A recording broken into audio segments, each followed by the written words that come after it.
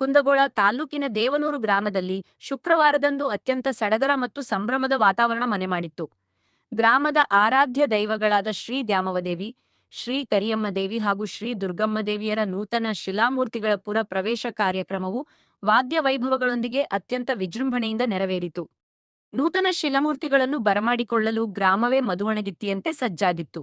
ಈ ಮಂಗಳಕರ ಸಂದರ್ಭದಲ್ಲಿ ಸುಮಾರು 500ಕ್ಕೂ ಹೆಚ್ಚು ಸುಮಂಗಲೆಯರು ಪೂರ್ಣಕುಂಭಗಳನ್ನು ಹೊತ್ತು ದೇವಿಯರ ಮೂರ್ತಿಗಳ ಮೆರವಣಿಗೆಯ ಮುಂಚೂಣಿಯಲ್ಲಿ ಸಾಗಿದ್ದು ವಿಶೇಷ ಕಳೆಯನ್ನಿಟ್ಟಿತ್ತು. ವಿವಿಧ ಜಾನಪದ ಕಲಾತಂಡಗಳು, ಮೇಳಗಳು ಹಾಗೂ ಮಂಗಳವಾದ್ಯಗಳ ಘೋಷದ ನಡುವೆ ನಡೆದ ಈ ಮೆರವಣಿಗೆಯು ಗ್ರಾಮದ ಪ್ರಮುಖ ಬೀದಿಗಳಲ್ಲಿ ಸಂಚರಿಸಿತು.